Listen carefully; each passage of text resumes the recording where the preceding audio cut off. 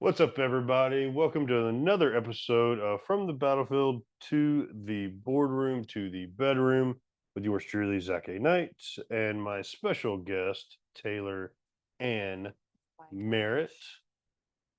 Daddy Tay and Favorite. Merritt, Daddy Tay Merritt.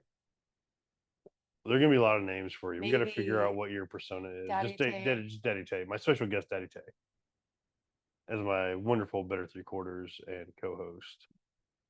Discussing all the tactics we use from the battlefield to the boardroom to the bedroom and how we are planning on intersecting all of those things and talking about those things with you. This episode, we're going to kind of dive into a hand selected topic from Daddy Tay, maybe two. And then, just as a reminder about how we end up recording, this episode is going to be a little bit longer where we kind of just dissect things that are happening, topics that are popping up in our lives. This Wednesday, come on back. We're going to do What's Up Wednesday, where we evaluate some of your feedback, dissect audience feedback and questions and comments. And then Friday, come on back again for Tactical Friday, something we're continuing with a twist, where we are actually dissecting some of the tactics we're using to remain appreciative of our partners. I think that's the best way to put it with some of the stuff we're doing in couples counseling and trying to bring that and extend that to y'all. So just a little bit of expectation management for the week. But let's dive into what we got for this episode.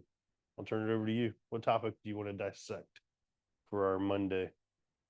Oh, this is a fun one for me. Because I'm guilty of it in both ways. So good and not so good. So something I've been thinking about a lot is the question that comes up, are you treating us time like your business? Are you Hmm, truly checked in to us time like you are your business when that happens?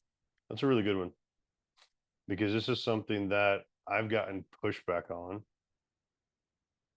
as being quote unquote cold and insensitive about scheduling date night.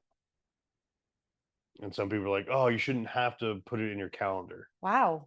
Yeah, Interesting. I yeah, didn't know that. That yeah. surprised me. This was something that this was honestly a topic that was broken down probably before you and I got together. This was during my single phase, not Mm. about anybody in particular. Don't give me that look, but Girl, more during my single phase as I was discussing like entrepreneurship and like mm, how to have a personal life and really trying to delve into the answers and the questions of how do you balance both. And the solution I came up with is, well, shoot, just time block it like you do everything else. And I kept like I would bring that up as like, how do you handle the personal side of life? Like, oh, you can't do that. That's insensitive. I'm like, that's like the most practical application for me is like time block it, send a calendar invite, set it at the same time, same place, maybe not same place, but same day and time each uh-huh. week. Yeah. And we have tea time Friday at 5 every week. Do you this did you receive that feedback from your business? Yes, it was all like business people on the pod, like guests on the podcast. It Wow. was stuff I would discuss on the podcast about how do you. This was back when work life balance was a big Oh conversation God. before the term integrated life came about. Uh-huh. Right, integrated life is something that we've talked about quite a bit, but this was back in like work life balance and how do you balance it? I'm like, well, it just makes sense to schedule it in. And they're like, ooh, that's kind of cold and like robotic, and it takes away the spontaneity of a relationship. And like on the other hand, to me, it creates a buildup. Like everybody's so excited for the weekend. Let me be excited for date night. Wow. That's a good way to flip that thought. Wow, I'm totally messing up the camera. You're on camera the whole That's time, fine. They think I'm talking. and you're way You're prettier. So oh, you're yeah, welcome. You're so pretty. That's interesting because I could see it from both. I could see the pushback on lack of clarity in the question. So you have a podcast guest and you're like, just schedule it. That reminds me of like a problem solver method, hmm, just like you approach business or be in no offense, men, but we talked about this on the last podcast. Men are typically more of the problem solvers in the relationship. So you being the problem solver that you are, Solution oriented. it's like, oh yeah, just easy one. Let's just schedule it. I love it because a lot of people say on podcasts, and I can agree with this, but I also disagree with it, and I think you feel the same way, is having an expectation. It's setting an expectation. This is my time. Shut down your phone. Your thoughts are on me, and vice No, versa. we're so bad at that. What? And this was kind of your original question, going back to checking out. I think we're going to talk about this Wednesday a little bit more about what do we do, and because that's some of the feedback we got was how Oh do we yeah. actually check out, right? How do we actually break away? But when we're talking about date night, I feel like both of us struggle with this at times, at different times. It's weird, Yep. right? There will be a time where we sit down and you're hitting sensory overload and 18 million things are happening all around us at our favorite Mexican restaurant. Yep. And you're like, squirrel, shiny, ooh, glitter, All of it. all of it. And then I'm like so frustrated. I'm like, Tay, you just asked me a question and totally ignored my answer. And there are other times where I will be just as guilty and I'm sitting there talking about business. Like there was no disconnect of business into date night. It's like business runs into date night. Date night starts at 5, and I'm just like about all the awesome things that I'm doing in business.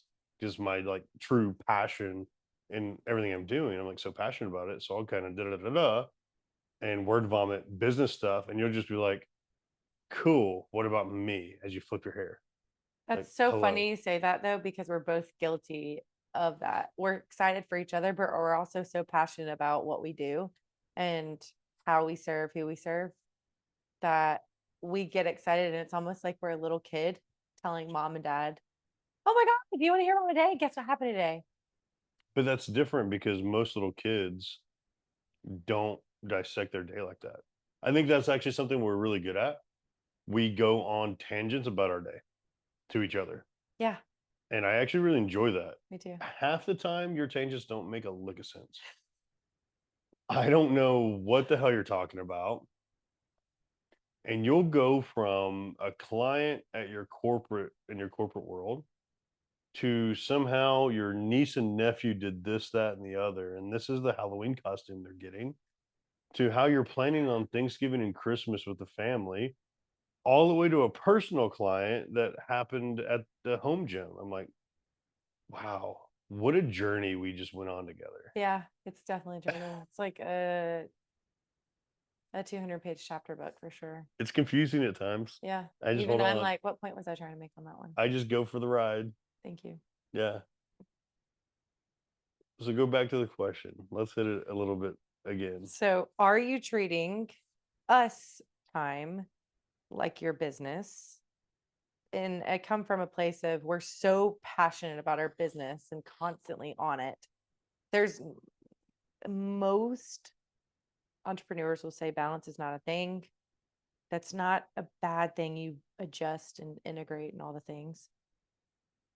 Are you truly checked in?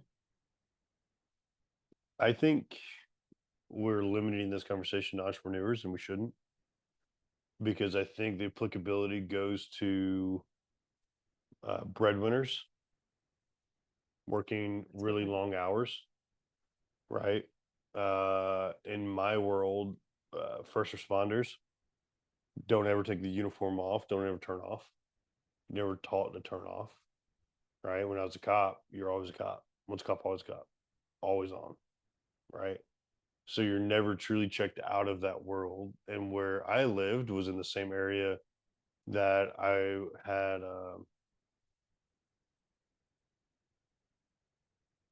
Wow, the word just escaped me. But where I lived was within my area of operation. Oh, got it. I knew what you meant, but I was like, I don't know Yeah, a single word for that. I can't. Wow, that's so terrible. But Territory? we'll go with that. We'll go with Okay. that. But that's where, so like if something happened in my neighbor's house, they came over and just knocked on the door because I got the patrol car sitting in the driveway, Yeah. It's kind of like right? mixing business with So you don't, pleasure. yeah. So you don't ever really truly check out. You go to the grocery store. Well, you just arrested somebody there the day before. Right. So like in my space, I would say we can't really limit it just to the entrepreneur, right? Are you being intentional in checking out with your partner, no matter what you're doing or not doing? And going back to a conversation we had the other week, how many of our counterparts, their 9 to 5ers, don't check out? They themselves, as entrepreneurs, don't check out. They're seeing things from a totally different perspectives, Yeah. and they're failing at communication in the middle because neither of them are actually getting back to the human aspect of the relationship. Also, too, think about you just said this in a different way, but timing, the time of like your hours. So a 9 to 5er versus an entrepreneur. Think about all the things we're going to event wise. Hmm. Starts at 5:30 earliest and Yeah, could go to like 9 or 10. ish. Big ish on that. Yeah. Do you have more to say on that? No, Oh, just where my thought went. There's so many avenues of where it's really hard, could be really challenging. You have to be really intentional about checking in and checking out. You could use those kind of so how do you intertwined. do it? It's funny. I just said this today. Saw multiple people, and I almost got a sense of overwhelm this morning when I woke up because I actually checked into us and out of business, which is not something we like to do. It actually like kind of gives you this sense of anxiety. You are like, So like this morning you checked into us? no, over the weekend. Oh, Um, but kind of picking back up because obviously it was my birthday, and I was like, all right, this is the one dirty 30. 30. This is the one time you check out for more than you typically would, right? So turning date night on Friday into like a couple days. And it's almost like I turned my phone off and I answered, I think I had like 170 messages. I answered, listen though, I was like, it's so funny. I play this weird game, Jesus, that's a ton. this weird game with myself. I said, oh my gosh, I have 8 minutes. How many messages can you get through? And I went from 170 to like 82 in 8 minutes. I was Is like, that God, good? I'm a champion. Is that like you shotgunning a beer? Pretty much. I mean, you could say that. Yeah. How many unread emails do you have? Yeah, I'm just not gonna get. Y'all, I will tell you a pet peeve is that little red circle. I hate it. It drives me nuts. Yeah, you It have like an obsession with it. I have an obsession with not having notifications. Yeah, it's kind of weird. I hate it. I appreciate it though. I admire it, but I'm also like, hey, it's okay. To have Like, 10,000 unread emails. I trust me, they're not going Oh to my keep knocking gosh. at your door right now. It They're drives still me gonna follow up with you. crazy. Like, I'm not saying it's a lazy trait. It's more of like a, hey, it's Friday. People expect you to be like, I'll get back to you like tomorrow, Which I do Saturday that, but I morning, also delete spam. Monday.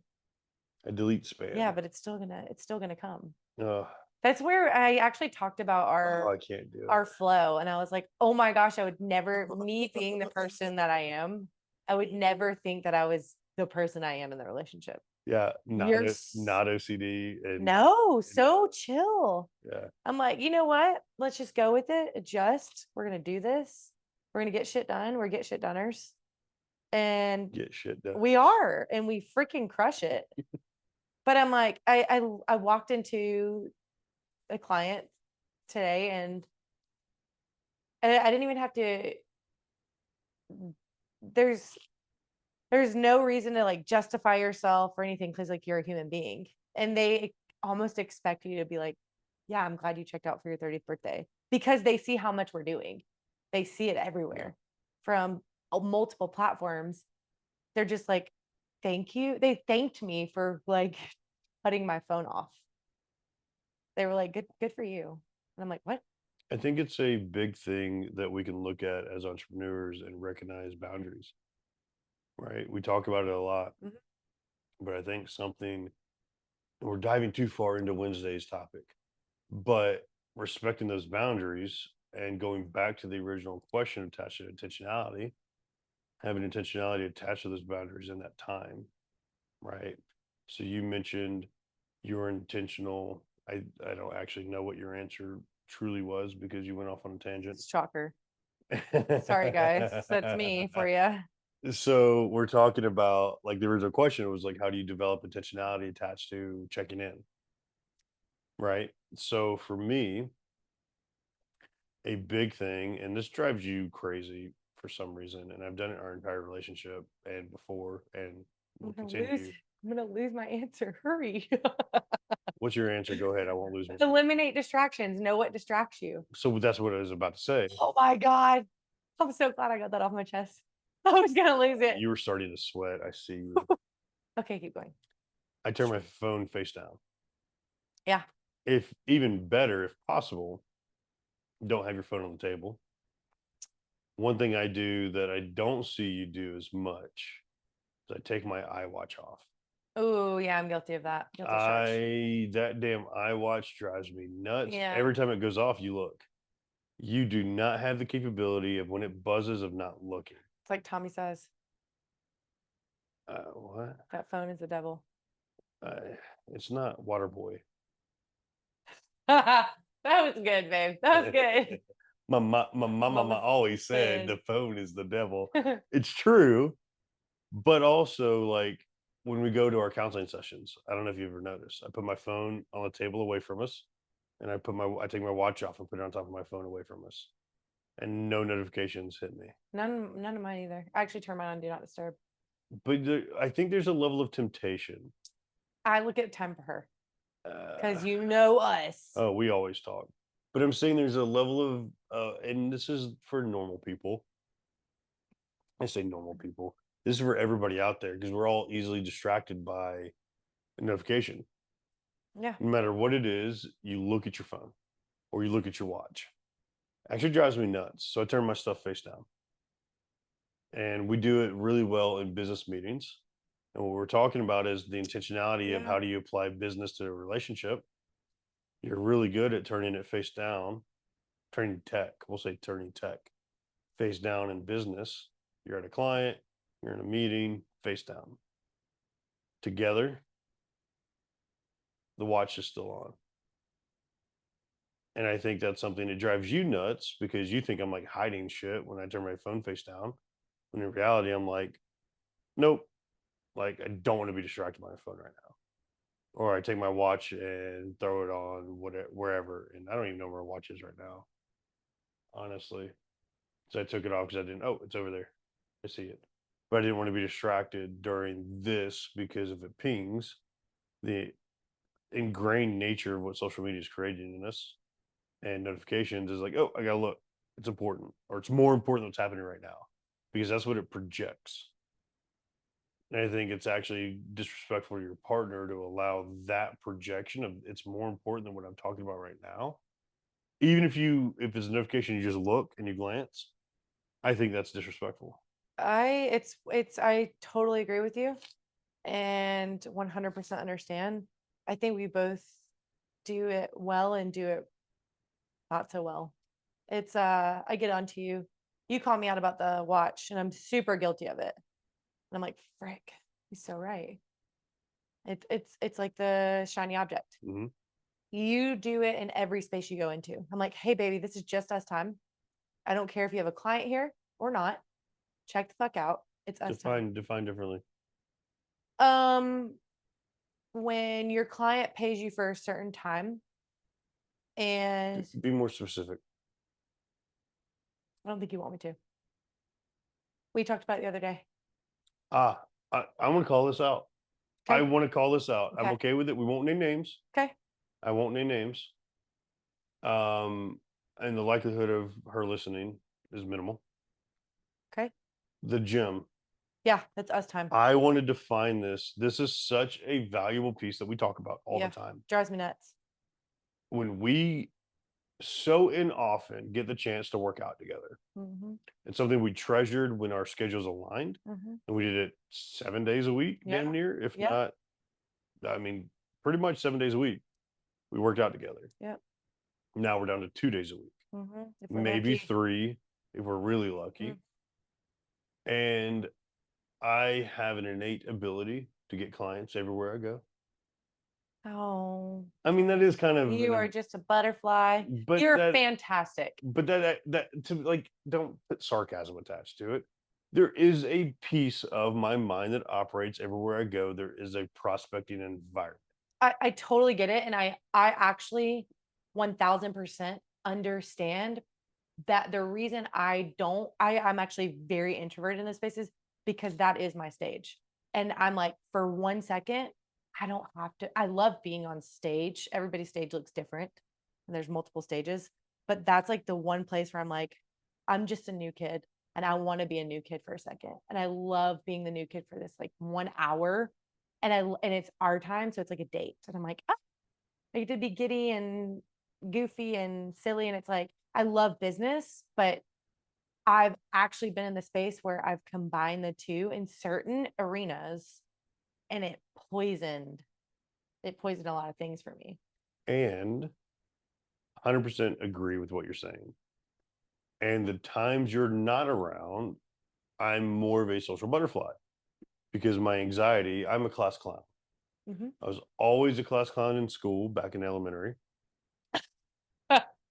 In middle school and high school, I was the class clown. Were you? Yeah, Tell me how. because I was the only kid in class. Yeah. Uh-huh. And Damn as it, a Stacy. homeschooled kid, if I cracked one joke, I'm the class clown. You're literally cracking up at yourself. And now you know why I laugh at all my jokes. I know. It's crazy. I'm like, and it's so funny. But when it comes to the gym, I'm the guy that creates the culture for the class. You do. And I've done it for as long as you've known me. Uh-huh. I come in, I goof. I treasured this. I hate my superpower, but I hate that. I treasure my capability to go into a room and shift the culture of the room. I really think that's a great gift I have.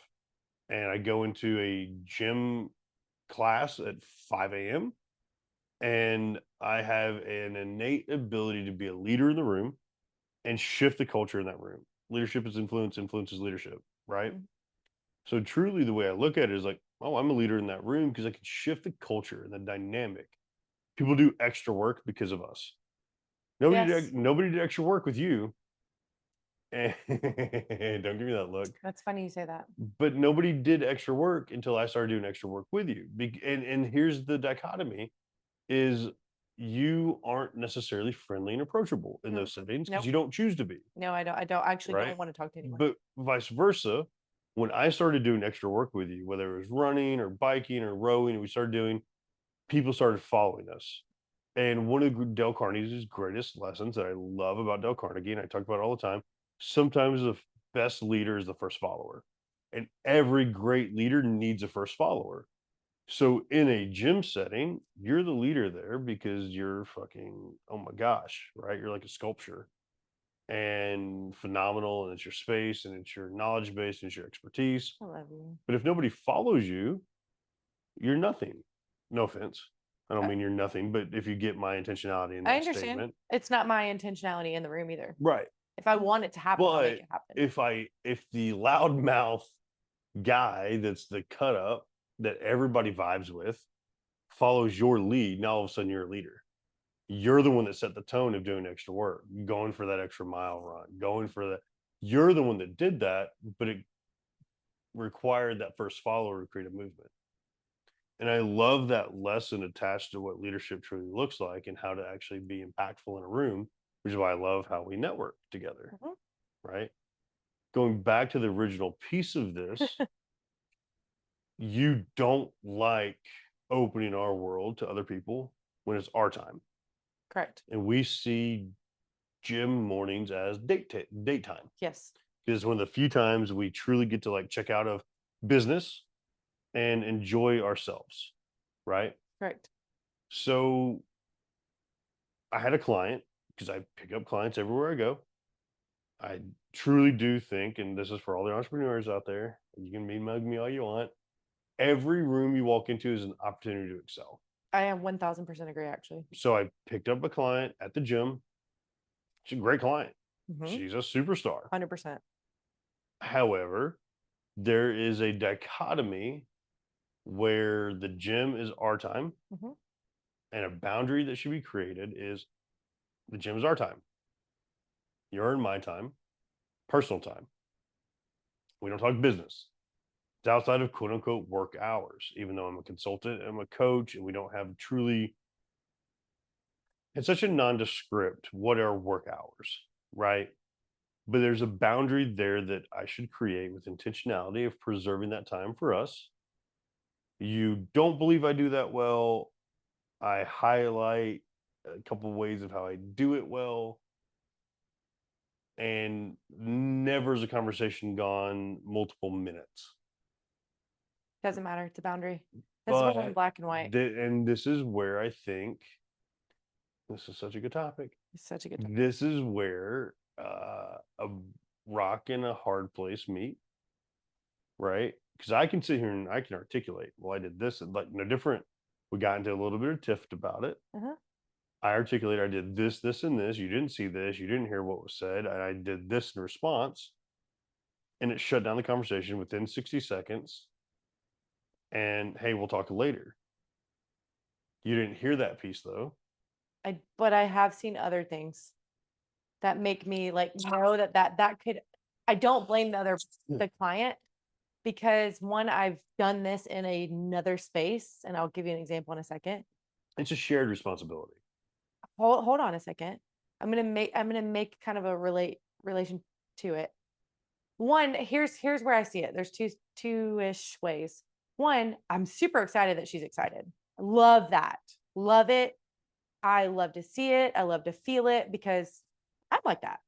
However, asking for permission, hey, would love to chat about this later. Want to make sure I'm not invading on your time. And you immediately, because I've had multiple clients do this to me in a space, they like knew hardline. I was like, hey, we don't talk about this in the space. This is where I'm working for these people. And they would come up to me, hey, Tay, can we talk at this time? Yes, I'll text you later. I'll shoot you a message to confirm. I would do it after which is how I normally operate. But I would never go up in those spaces. So workout time being where I'm correlating it or trying to relate it. I would never go up and say, hey, how's this and this going? Or hey, are you going to be here at 5 a.m.? I wanted to talk to you a little bit about business. I've seen that from you. I know you do it because you're excited, and I love that about you, and I love that about your clients. It's tough because I'm passionate about it. But that opens the door. It's a gateway. Give an inch, they take a mile. Yes. And it's not even, sometimes it's not even intentional. They're just however, excited. You have to like pull. However, I'm sorry. This is where, and this is the beautiful part about being in a relationship. We can agree to disagree. I'm a little bit more seasoned in entrepreneurship and business ownership. I'm also, and I'm going to say it, and you hate when I say it, you've not, as of yet, had a rough time as an entrepreneur. So the value attached to one client, you might not have felt that grind yet. I would love feedback on this. I would love so much feedback, because I think there are so many entrepreneurs that that are in my world that would hyper value a consistent, projectable client that's multi-month, and the life value of that client pays a good bit of bills, right? Because what I make per client is substantial, right? Same with you. What you make per client is substantial. I think you hit success so quick, you don't quite understand what the entrepreneurial grind looks like. And even before you hit your biggest success with your corporate client, you still splashed with multi-thousands in the first month. You're in the multi-thousands. But let me add this to it. I came from a space that was corporate, and I was under an umbrella, and they kept saying no. I was hitting the highest volume, highest revenue, isn't that? And it wasn't just me. I'm not just a me person. Month after month, year after year, and it just do more. In reality, it was mostly you. I loved it. I loved the people, and my purpose changed. It's like, you know what? This is for them, but they needed more, and I saw it. Which is where I could add it. I could add that. I could add that value into my own company.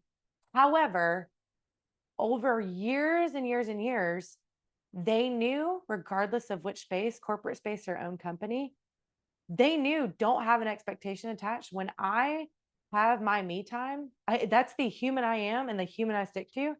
They like valued it. It was like, But okay, hang but on. they followed me. But They hang on. respected that. Your clients did, right? So hang on. Let's pose a different perspective. When you were within the corporate construct, the people beneath you respected that you made a stand about your personal time. How the people above you react. I never got bothered. They just didn't like me because I was successful and still stood my ground. But There's a but listen to difference. what you just said. Listen to what you just said, because I think this is something a lot of corporate people struggle with. And then entrepreneurs are scared to create this boundary, right? Because what ends up happening is, excuse me, in the corporate construct, if you stand your ground, you're blackballed. As you were, as I've been. I've been blackballed for standing on my moral high ground. I think you've been blackballed and standing on your moral high ground in the corporate construct. Not the people beneath you that see what you're doing day to day, but the people above you who you're not quote unquote conforming to. But they don't align with me. It created a But hang on. You didn't align with them. it created a whole nother avenue to make success. Hang on. You didn't align with them and their corporate construct. That's like if you hired a coach who didn't want to fit the Daddy Tate model, you wouldn't continue to promote them because they don't represent your brand. Right? So, given the corporate construct you were within, you no longer represented the brand they wanted to project because you stood on your moral high ground. That's not a bad thing. It's just a recognition of, yes, it then carved a path for you to create your own brand, create your own success. Most entrepreneurs are scared of creating their own success, or most corporate people are scared of creating their own success because they're so accustomed to being bucked by the corporate construct they're within. It's so weird that we're talking about this. I understand what you're saying. However, there's so many places in my life where I've been more successful. And I don't mean that in a cocky way, but it's like it truly aligns with like the greatest points in my life. Go back to college.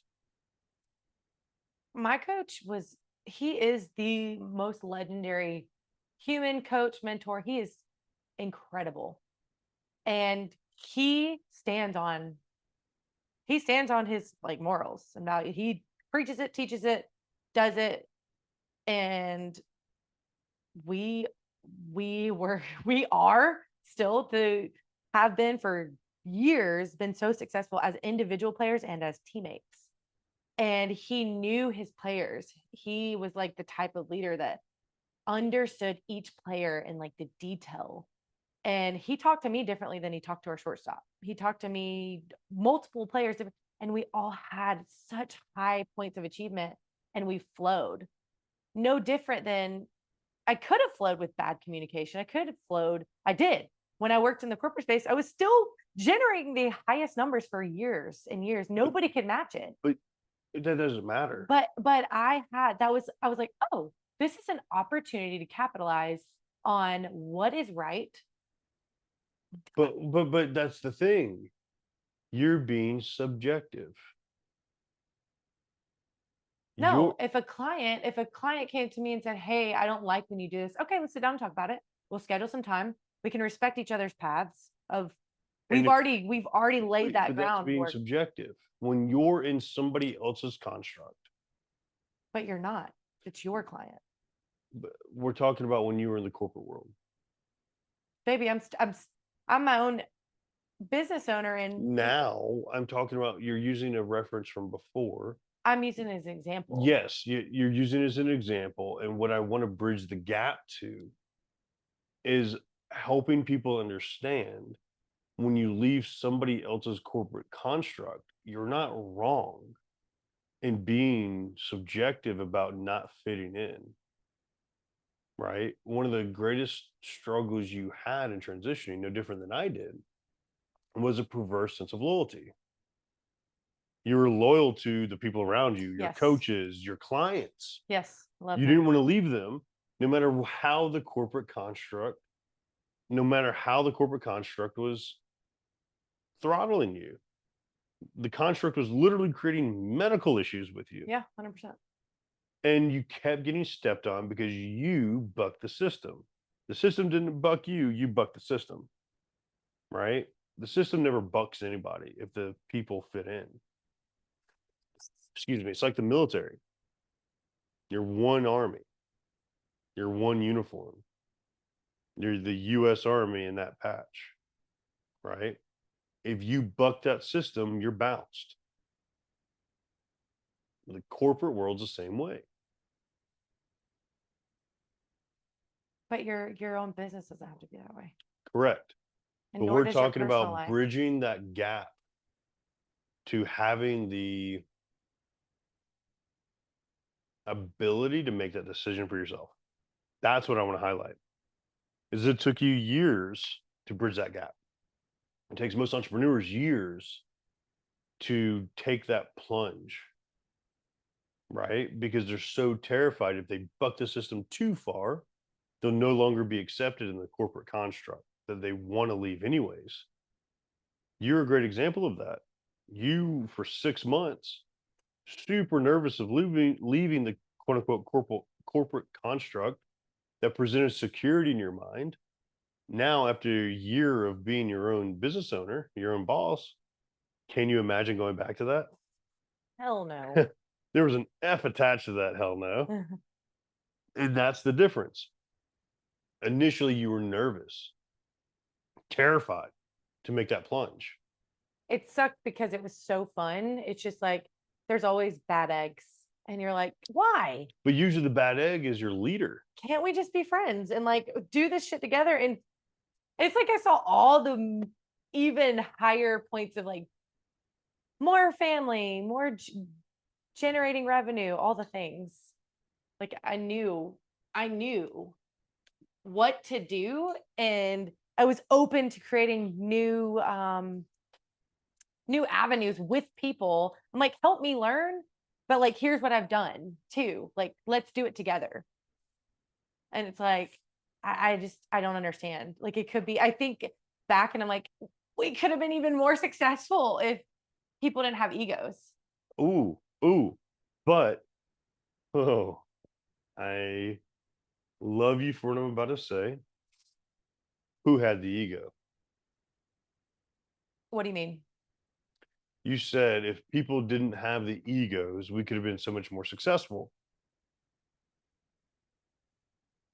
You were the nonconformist.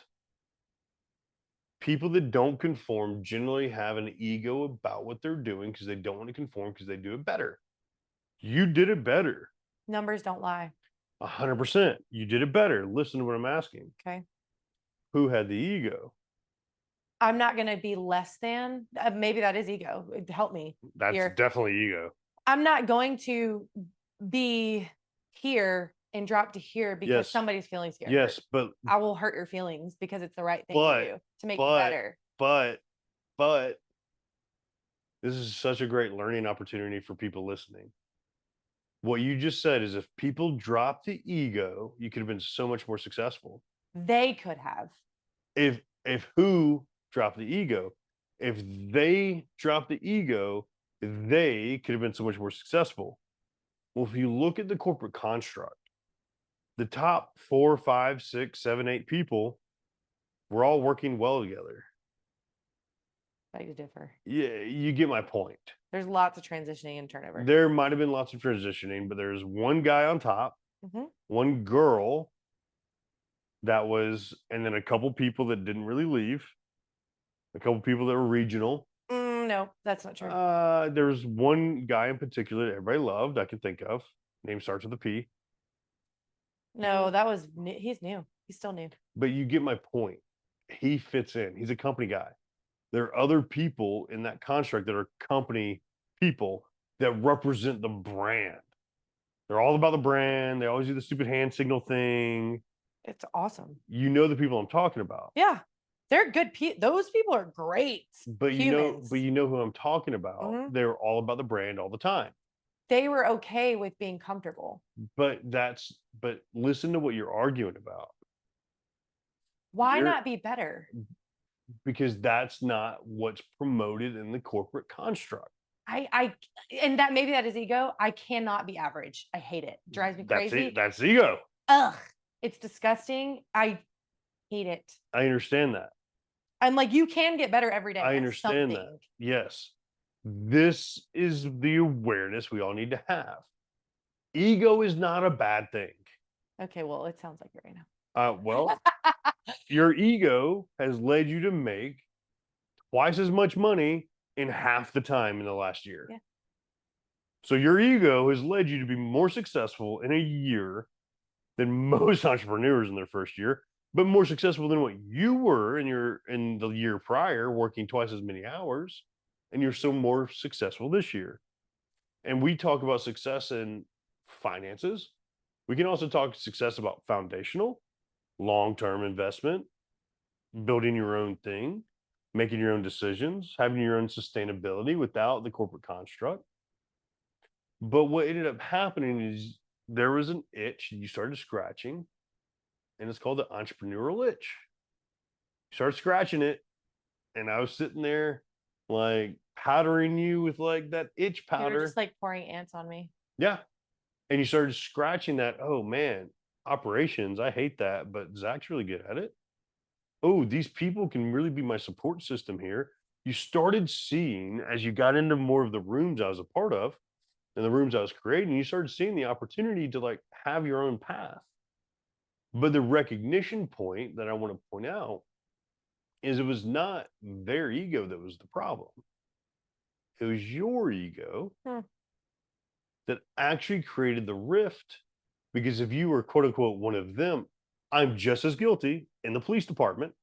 Leaving the police department within 6 months, I was making 10K a month. When I was with the police department, I was making $2,000 a month, Oh my God. getting shot at, 2 grand a month. That's how much I was making. And then I was working Kind of sad. extra jobs. So I was working another 40 hours a week. Yeah.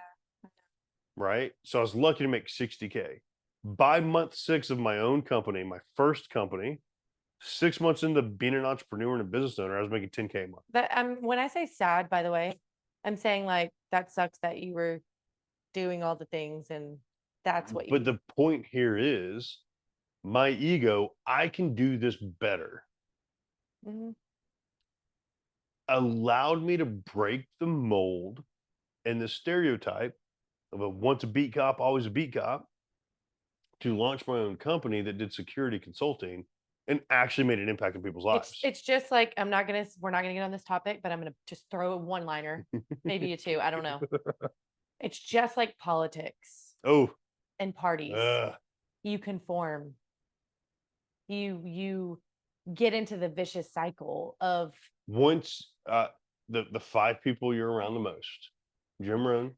listen, my mom has told me this since I was a child. My mama always said, Mom, you're the best. my mama always She's such said, a wise woman. all right, I'm gonna tell you. Suzanne, what did Suzanne tell you? She said in my teenage years when I was acting rebellious and stupid, you are your environment. Mm-hmm. And she goes, look at the people you're hanging around. That's who people see you as. And I always felt so outside of it. And I was just being a shit. And she was like, you are your environment. And you stay in that environment or you decide to come out And you put your name on it. I mean, yeah. So the original point of we're so far off topic. I This know. is I'm good like, though. what This was is the good. question This is here? good. We're talking about intentionality attached to everything we're doing. We started with date night. Now we're moving into how you apply it to work, and are you applying that intentionality to your personal life? It's very forgotten in a lot of places. It is, but I think that bridging the gap. If you're so intentional in your business life, and you're proud of who you are, what you're doing, how you're doing it, because you're doing it better than everybody else around you. That's not you bragging. If it's factual, well, shit, own it. You owned it. I'm doing better than all these other people. Now, when you say it out loud to the people that suck and they get offended by it or threatened by it and they step on you, Well, that happens. Yeah. My company with the 8 figures. Hey, NBC, we're doing this bigger and better and badder. Oh, we'll see. And they step on you. Yeah. Because at the end of the day, Big Brother is always going to win. Right. And that's an unfortunate lesson to learn, but it's a great lesson to learn of like how to sidestep that step of don't say it, be humble enough in that moment to recognize where the leverage point is. But if you're feeling that grind of like you're doing better than everybody around you and you're in this construct of somebody else, stop making somebody else wealthy. But 100%, that's where my mind got to. It was like I sent in all my KPIs, and when I say I mean the team. Like I was so proud of our team, and there were certain players on the team that I was like, look, let's do this together. And some of them were not willing to step up and play, and they saw themselves out, and some were just not getting it, and some were like, yay, and they just took a little bit longer. And I love those people. I'm like, if you're willing and you're trying, I am here for it. And we made those KPIs go up, up, up, up, up, up. And members were happy, happy, happy, happy. The only thing our members weren't happy about was the damn structure of the studio. We had leaks and broken shit everywhere.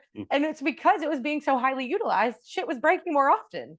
And I'm like, that's a great problem to have. I'm like, hey, can we get some orders here? Because we don't have enough equipment for the members and revenue we're generating. That is the most fucking golden compliment that I could see as in a head position. But would I be, what? Oh my God, you would. But would I be, see, now you're making me like, question mark.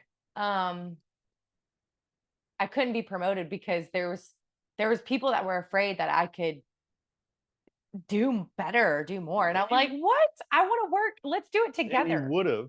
Yes. But they weren't in a collaborative mindset. No, because they were threatened.